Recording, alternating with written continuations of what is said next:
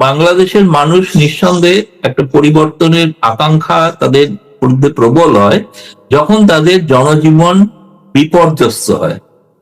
একটা পরিবর্তনের পর আশা করেছিল সাধারণ মানুষ যে বোধহয় অবস্থার পরিবর্তন ঘটবে, কিন্তু আদতে তা ঘটেনি। এমনকি নির্বাচনের পরেও যে সরকার প্রতিষ্ঠিত হয়েছে সেই সরকারও মানুষের দৈনন্দিন জীবনের আশা আকাঙ্ক্ষা তাদের সেটা পূরণ করতে কিন্তু সম্পূর্ণ সফল হচ্ছেন না। এবং একইভাবে পুরনো প্রশাসনেরই যেন একটা এক্সটেনশন চলছে। কেন চলছে? আমি জানি আমার বহু বিশিষ্ট পরিচিত শিল্পপতি গোষ্ঠী, তাদের উপর চাঁদাবাজির জুলুম চলছে এবং বিশেষ করে নির্বাচিত এমপি তারা চাঁদাবাজি করছেন এবং তাদেরকে ব্যবসা করতে দিচ্ছে না। তারা যদি ব্যবসা না করেন তাহলে সাধারণ মানুষ, তারা যেখানে চাকরি করেন, কর্মসংস্থান, বহু প্রতিষ্ঠানে আমি জানি বেতন বন্ধ হয়ে যাচ্ছে এবং যে জিনিসপত্রের দাম, মূল্য বৃদ্ধি এবং সমাজে শান্তি প্রতিষ্ঠা করা, যেটা সব থেকে বেশি জরুরি, সেইটা হচ্ছে না। ফলে এখন যেটা, অতীতে যদি কিছু মানুষও ভেবে থাকেন যে শেখ হাসিনার সময়টা অপশাসন ছিল, কিন্তু তাহলে সেই মানুষের মনোভাব, আমি যা ফিডব্যাক পাই তাতে পরিবর্তন হচ্ছে। মানুষ চাইছে যে, এবং বলছেও, সাধারণ স্তরে মানে রিক্সাওয়ালা থেকে সবজিওয়ালা, সাধারণ দোকানদার, তারা বলতে, আমি বড় নেতাদের কথা বলছি না, বড় নেতাদের, রাজনৈতিক নেতাদের নানা রকমের তাদের আশা আকাঙ্ক্ষা অন্য ধরনের থাকে, কিন্তু সাধারণ মানুষ, স্কুল, শিক্ষা প্রতিষ্ঠান, সেগুলোতে যে অবস্থা তৈরি হয়েছে, এই অবস্থাটা আদৌ মানে বাংলাদেশ যে সোনার বাংলা তৈরি হওয়ার যে প্রতিশ্রুতি ছিল তার থেকে পিছিয়ে যাচ্ছে। ফলে আমি নিশ্চিতভাবে মনে করি, যেহেতু এই সময় সাবেক প্রধানমন্ত্রী শেখ হাসিনা আবার দেশে ফিরে যাওয়ার আহ্বান দিয়ে মানে ডাক দিয়েছেন, এই কারণেই যে তিনি বলছেন, তার যুক্তি হচ্ছে যে দেশের মানুষের যে অবর্ণনীয় অবস্থা সেটা প্রতিকার করার জন্য আমার ওখানে যাওয়া দরকার, তাতে আমার জীবনের ঝুঁকি থাকবে। ফলে আমার ধারণা, যেটা আপনি বলছেন, মানুষ নিঃসন্দেহে বাংলাদেশ আবার একটা পরিবর্তনের মুখে তার সন্ধিক্ষণে পৌঁছাচ্ছে, এ বিষয়ে কোনো সন্দেহ নেই।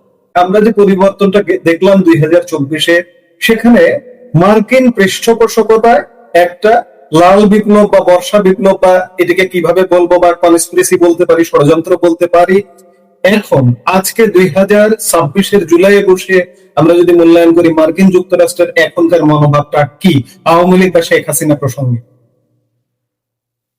দেখুন, একটা আমেরিকাতে যদিও দ্বিদলীয় শাসন ব্যবস্থা, সাধারণত কন্টিনিউটি থাকে পররাষ্ট্রনীতি, কিন্তু রিপাবলিকান এবং ডেমোক্র্যাটদের মধ্যে ফারাক আছে। আপনি যে সময়টা দেখেছেন 2024, সেটা তখন আমেরিকায় ক্ষমতায় ছিলেন ডেমোক্র্যাটরা, জো বাইডেন, এবং তার যে কর্মকর্তারা, তারা উঠে পড়ে লেগেছিলেন কিভাবে তারা হচ্ছে ইউনুসের ভক্ত এবং তারা ইউনুসের দ্বারা তারা আর্থিকভাবে উপকৃত, সেটা সেখানকার ওয়াশিংটন পোস্ট, নিউ ইয়র্ক টাইমসের লেখা, তাই না? তাই গ্রেজোন নামে যে একটা ওয়েবসাইট, সেখানে তো ডিটেল লেখা হয়েছিল এবং এমনকি ট্রাম্প নিজে ব্যাপারে তিনি প্রকাশ্যে বলেছিলেন নির্বাচনের সময়, হিলারি ক্লিন্টন বিদেশ থেকে, ইউনুস থেকে টাকা পান। ফলে রিপাবলিকানদের সঙ্গে ডেমোক্র্যাটদের একটা তফাৎ হচ্ছে, রিপাবলিকানরা মূলত ব্যবসায়িক স্বার্থকে বেশি প্রাধান্য দেয়। সেই ব্যবসায়িক স্বার্থের জন্য তাদের বাণিজ্য চুক্তি হয়েছে, সবই ঠিক হয়েছে, সব রাজনৈতিক দলকে সঙ্গে নিয়ে তারা করতে পেরেছেন, কিন্তু মানুষের মধ্যে অনেক প্রশ্ন আছে। আমেরিকার আর একটা সমস্যা হচ্ছে যে আমেরিকায় সেনেট নির্বাচন আসন্ন, এই নির্বাচনে তারা তাদের কনস্টিটিউয়েন্সিকে বোঝাতে হবে যে তারা বিশ্বে যেখানে যাই করুন তারা কিন্তু গণতান্ত্রিক মূল্যবোধকে সম্মান করে। এবং তার একটা বড় প্রমাণ আমি দিচ্ছি আপনাকে, যে একসময় যে পশ্চিমা সংবাদ মাধ্যম, গণমাধ্যম শেখ হাসিনার বিরুদ্ধে সোচ্চার ছিল, তার মানবাধিকার লঙ্ঘন নিয়ে যত সোচ্চার ছিল, তারা কিন্তু এখন প্রত্যেকে শেখ হাসিনার সাক্ষাৎকার নেওয়ার জন্য উদ্গ্রীব। রয়টার্স তো হয়েইছে, আপনি হয়তো জানেন, দেখেছেন, এর মধ্যে জাপানের কিওডো এজেন্সি একটা ইন্টারভিউ করেছে এবং আমি জানি সাউথ চায়না মর্নিং পোস্টে ইন্টারভিউ করছে, এএফপির ইন্টারভিউ হয়ে গিয়েছে, ব্লুমবার্গের ইন্টারভিউ হয়ে গিয়েছে বলে শুনেছি, সেগুলো যে কোনো মুহূর্তে প্রকাশিত হতে পারে। অর্থাৎ পশ্চিমা গণমাধ্যম তারা মনে করছেন যে বাংলাদেশে যেটা ইনক্লুসিভ পলিটিক্স, যে বিষয়ে ভারতের সঙ্গে তারা সহমত, অনেক বিষয়ে আমেরিকার সঙ্গে ভারতের দ্বিমত আছে, মত পার্থক্য আছে, কিন্তু এই একটা বিষয়ে একমত যে ইনক্লুসিভ পলিটিক্স বাংলাদেশে হওয়া উচিত দ্বিতীয়ত চীনের প্রভাবকে খর্ব করাটা প্রয়োজন, যেটা আপনার মনে আছে যে আমেরিকান রাষ্ট্রদূত তিনি দায়িত্ব নেওয়ার পর ব্রেন্ট ক্রিস্টেনসন বলেছিলেন, আমি চাইবো বাংলাদেশ চীন থেকে দূরত্ব বজায় রাখবে। এবং সেই তারেক রহমান প্রথম সফর মালয়েশিয়া হয়ে চীন করলেন এবং সেখান থেকে শি জিনপিং তিনি প্রস্তাব দিলেন যে বাংলাদেশ মায়ানমার থেকে চীন একটা করিডর তৈরি করা, যে করিডরটা আমেরিকার প্রবল আপত্তি থাকবে। এবং আপনি এটাও শুনেছেন নিশ্চয়ই যে সার্জেই গোর ভারতের নিযুক্ত রাষ্ট্রদূত, তিনি দক্ষিণ এশিয়ার দায়িত্বপ্রাপ্ত, তিনি আগামী আজ রাতে অথবা কাল তিনি পৌঁছে যাচ্ছেন ঢাকায়। ফলে তার অনুষ্ঠান সূচিগুলোর দিকে, প্রোগ্রামের দিকে নজর রাখা উচিত। নজর রাখলে বোঝা যাবে যে তারা কতটা পূর্বের মত থেকে কতটা সরে এসে যায় না। কেউ কেউ অনুমান করেন যে সম্ভবত রাষ্ট্রপতি নির্বাচনের ক্ষেত্রেও রিপাবলিকানরা তারা ক্লিন্টনের পছন্দের ইউনুসকে চাইবেন না, তারা হয়তো অন্য কাউকে তারা সম্মতি দিতে পারে। সেক্ষেত্রে রাজনৈতিক দলের কেউ হলেই আমেরিকার কোনো আপত্তি থাকবে বলে মনে হয় না। যেমন শোনা যাচ্ছে ফখরুল আলী মির্জার নাম, তিনি বর্ষিয়ান নেতা, তিনি হতেই পারেন রাষ্ট্রপতি। এনিওয়ে, যেটা বলতে চাইছিলাম যে আপনি বলছেন যে আমেরিকার পূর্বের মনোভাব থেকে কিঞ্চিত হলেও পরিবর্তন ঘটেছে এবং সেটা আগামীকাল আরো স্পষ্ট হয়ে যাবে। এখানে আমেরিকার সাথে এখানে ভারত, আমাদের ভূ রাজনীতির সাথে ভারত আর আমেরিকাকে আসলে এক জায়গায় আসতে পারছে বলে মনে হচ্ছে এখন? ভূ রাজনৈতিক ক্ষেত্রে এক জায়গায় এক মঞ্চে আসতে পারছে, তার কারণ হচ্ছে তাদের উভয়েরই লক্ষ্য হচ্ছে চীনের প্রভাবকে খর্ব করা।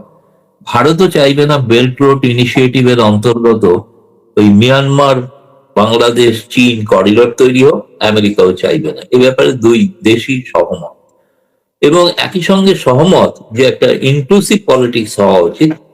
যে দলটি বাংলাদেশ নামক রাষ্ট্রটি সৃষ্টির পেছনে যাদের ভূমিকা, তাদের যদি রাজনৈতিক কর্মকাণ্ড থেকে বাদ দিয়ে রাখা হয়, সেটা সীমিতভাবে কর্মকাণ্ডে অনুমতি দিয়ে তারা শুরু করতে পারেন, এতে কিন্তু আমার ধারণা বিএনপির পক্ষেই ভালো হবে। নইলে বিএনপিকে লাগাতার কিন্তু জামায়াতের চাপের মুখে পড়তে হতে পারে।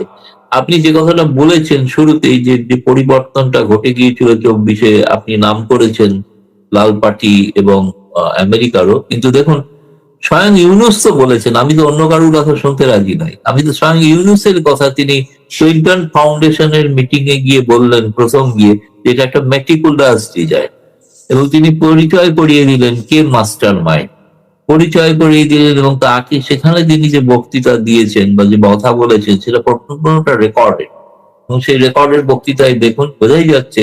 এবং আমি পরে দেখেছি সার্জি সালামের মতো নেতা জুলাই মাসের প্রথম সপ্তাহে তারা নাকি ঠিক করে ফেলেছিল যে ইউনুসই দায়িত্বতে আসবেন। তিনি সেটা সাক্ষাৎকারে বলেছেন 24-এর পরে, 25-এ বোধহয় সাক্ষাৎকার দিয়েছিলেন, সাক্ষাৎকারে স্বীকার করেছেন। ফলে গোটাটা যে মেটিকুলাস ডিজাইন, সেটা হাসিনা সরকারের অনেক প্রশাসনিক ব্যর্থতা এবং তার কিছু অভ্যন্তরে কিছু মানুষের ধরুন ষড়যন্ত্রে লিপ্ত, আমি যদি বলি ষড়যন্ত্রে লিপ্ত হওয়া নানা প্রলোভনে, সেই কারণেই তারা কিন্তু যে অ্যান্টি ইনকামবেন্সি যেটা ছিল সেটাকে ব্যবহার করেছেন। কিন্তু এই বিষয়টা সেটা কিন্তু আজকে সকলেই প্রায় দিনের আলোর মতো স্পষ্ট হয়ে গেছে যে এটা একটা হাসিনা উৎখাতের একটা ষড়যন্ত্র, নীল নকশা। সেই নীল নকশা যারা তৈরি করেছেন, যারা ক্ষমতায় গিয়েছেন, তারা নিজেরা স্বীকার করছেন তো যে আমরা নীল নকশা তৈরি করেছিলাম। তবে একটা মানুষের ক্ষোভের প্রতিফলনে যে সরকার পরিবর্তন হয়েছে, এটা আদৌ সত্য নয়। এবং যে ধরনের জিনিস ব্যবহার করা হয়েছে, এখন তো ধীরে ধীরে প্রকাশ্য জানা যাচ্ছে যে স্নাইপার রাইফেল ব্যবহৃত হয়েছিল। স্নাইপার রাইফেল বাংলাদেশে পুলিশ ব্যবহার হয় না। বাংলাদেশে 44 থেকে 45 জন অফিসিয়ালি নিহত, তাদের কে হত্যা করলো সেটার জন্য ইউনুস ইনডেমনিটি আইন বা অর্ডিন্যান্স পাস করলেন, যে কোনো তদন্ত হবে না। কিভাবে ছাত্ররা মারা গেল তার ফরেন্সিক টেস্ট হবে না। আবু শহীদ কিভাবে মারা গেল তার ফরেন্সিক টেস্ট হবে না। তাহলে গোটাটাই তো একটা ষড়যন্ত্র ছিল। এবং আমি দেখলাম একজন মহিলা ছাত্রী, সে স্বীকার করছে যে মুখে টমেটো সস লাগিয়ে একটা আবহাওয়া তৈরি করেছিল যে তাকে বিভিন্নভাবে জঘন্যভাবে অত্যাচার করা হয়েছে। কিন্তু আসলে সেই মানে ইউনুসের একজন উপদেষ্টাই, ভিডিওটা আমার কাছে আছে, তিনি বলছেন যে আপু তুমি তো সেই মেয়ে যে মুখে সস লাগিয়েছিলে, টমেটো সস লাগিয়ে রক্তাক্ত মুখ করেছিল। এইভাবে একটা কিন্তু নীল নকশা এবং মেটিকুলাস ডিজাইন তৈরি করে হয়েছিল। তাতে অনেকে ভেবেছিলেন যে সাধারণ মানুষের হয়তো উপকার হবে, আদৌ হয়নি। চাঁদাবাজি এবং সেই ধরনের গুন্ডাবাজি একই রকম অব্যাহত আছে।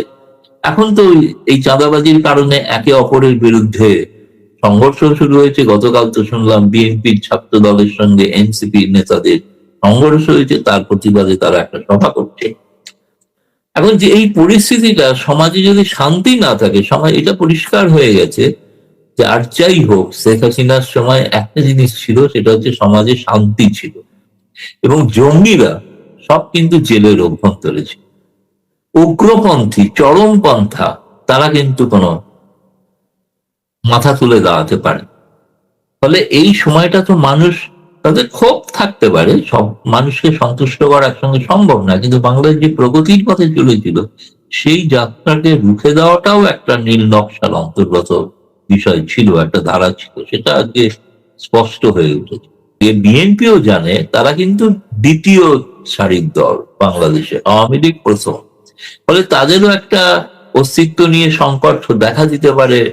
ফলে যদি করতে হয় তাহলে কিন্তু বিএনপি এবং আওয়ামী লীগের মধ্যে কোনো গোপন সমঝোতার মাধ্যমেই এটা করতে হবে। সেটা কিন্তু এই শর্তেই যে আগামী 5 বছর পর নির্বাচন হলে তখন নয়, ততদিন বিএনপি রাজত্ব করুক। তার মধ্যে যদি তারা যদি পড়ে যায়, নিজেরা মারামারি করে ঝগড়া করে, সেটা অন্য বিষয়। কিন্তু তা না হলে নর্মালি নির্বাচন কিন্তু তাদের আওয়ামী লীগকে রাজনীতি করতে দেওয়া, আওয়ামী লীগকে যতই তাদের রাজনীতি করতে যদি দেয়, তাদের জামায়াত মাথা তুলে দাঁড়াতে পারবে না। সেটা তাদের পক্ষে বাংলাদেশে এই মুহূর্তে প্রয়োজন মুক্তিযুদ্ধের পক্ষের সকল শক্তিকে এক ছাতার তলায় আসে। যারা মুক্তিযুদ্ধের বিরোধী ছিল তাদেরকে দূরে সরিয়ে রাখে। এটাই একমাত্র বাংলাদেশের ইনক্লুসিভ পলিটিক্স, সেটাই হওয়া উচিত।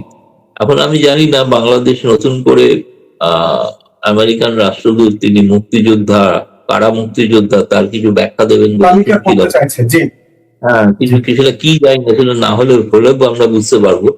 তবে আমেরিকান এম্বাসি ঢাকার যেটা, সেখানে জামায়াতের যে আগে যে প্রভাব ছিল সেটা আর নেই।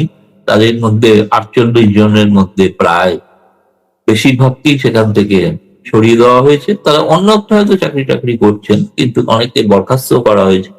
আগে জামায়াতে, শেখ হাসিনা থাকাকালীন জামায়াতের যে বারমান্ত আমেরিকান এম্বাসির মধ্যে ছিল, সেটা এখন আর নেই।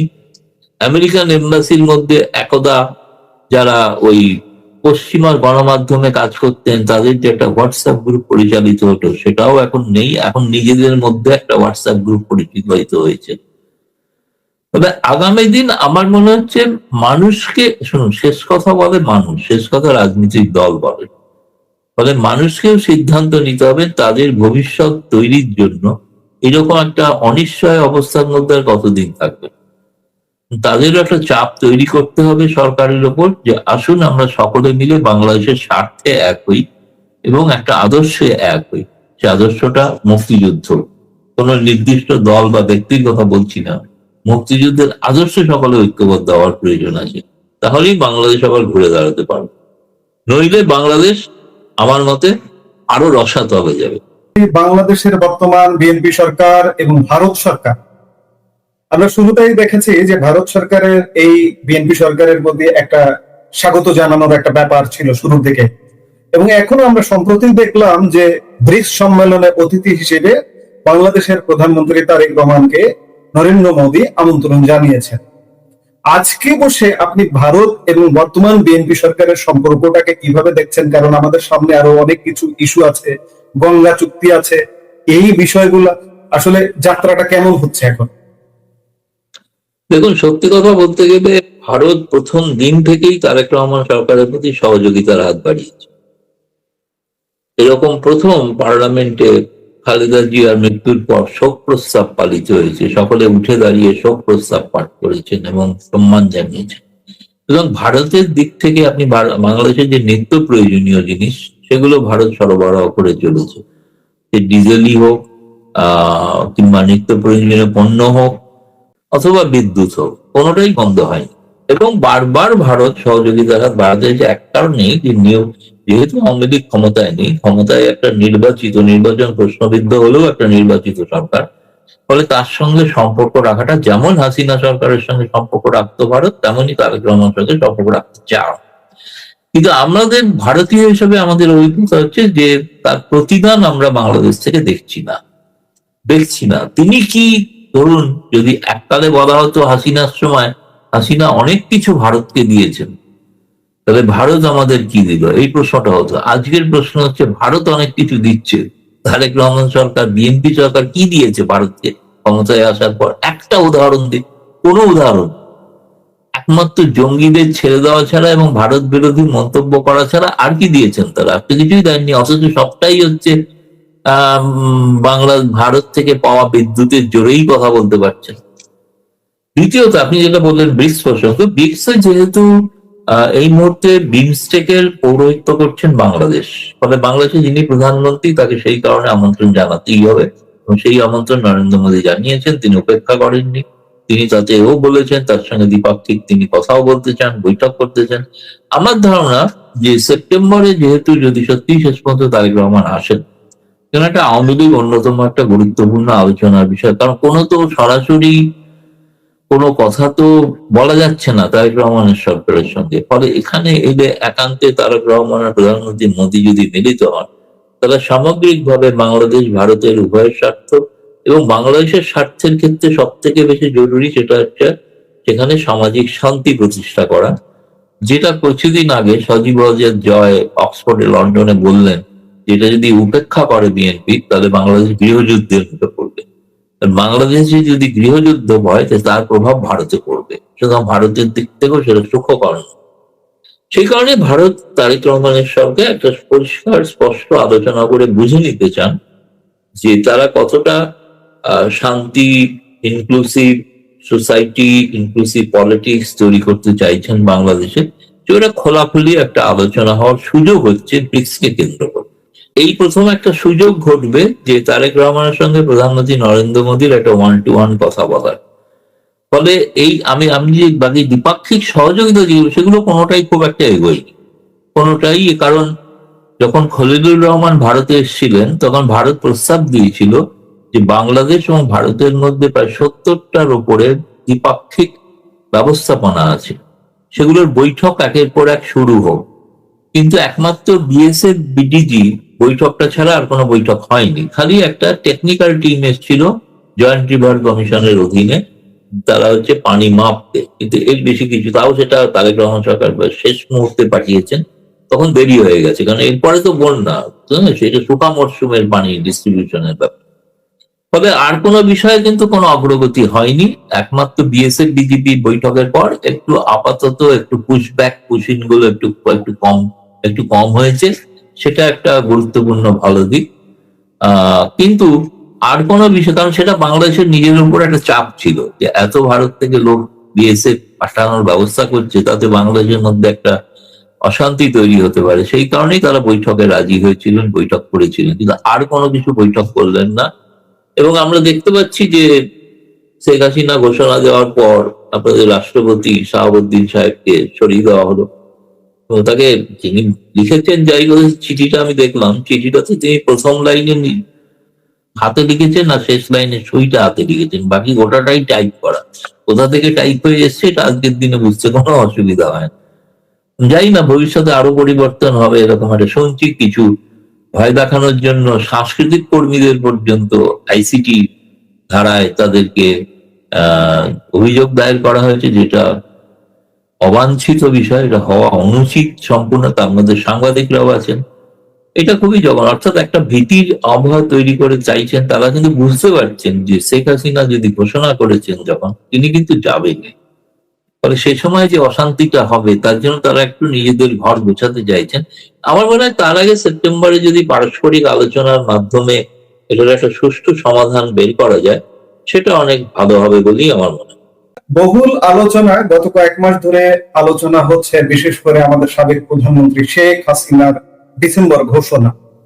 এই ঘোষণার সর্বশেষ আপডেট কি ডিসেম্বরে আসছেন তিনি, নাকি তার আগে আসছেন? তিনি এখনো পর্যন্ত ডিসেম্বরকেই তিনি নির্দিষ্ট সময় বলে স্থির করেছেন। তিনি এর পরেও যে ইন্টারভিউ গুলো দিয়েছেন তাতে কোথাও ডিসেম্বরের মাসের তিনি কোনো পরিবর্তন করেননি। এখন আগামী দিনে যে ইন্টারভিউ গুলো প্রকাশিত হবে তখন জানতে পারবো যে তিনি নতুন কোনো কথা বলেছেন কিনা। আমার মনে হয় না, কারণ এর মধ্যে একটি গণমাধ্যম তাকে একটা প্রশ্ন পাঠিয়েছিল যে ভারতের পররাষ্ট্র মন্ত্রণালয় জানিয়েছে যে আপনাকে তো বন্দি প্রত্যর্পণ চুক্তির নিয়ম অনুসারে পাঠানো হতে পারে, আর সে ব্যাপারে আপনার মত কি? উনি বলছেন বন্দি প্রত্যর্পণ চুক্তি তো সেটার আইনি দিক আছে, আইনি দিক বিচার করে তারা হয়তো সিদ্ধান্ত নিতেই পারেন, স্বাভাবিক। কিন্তু বন্দি প্রত্যর্পণ চুক্তির তো প্রয়োজন হচ্ছে না, কারণ আমি তো নিজেই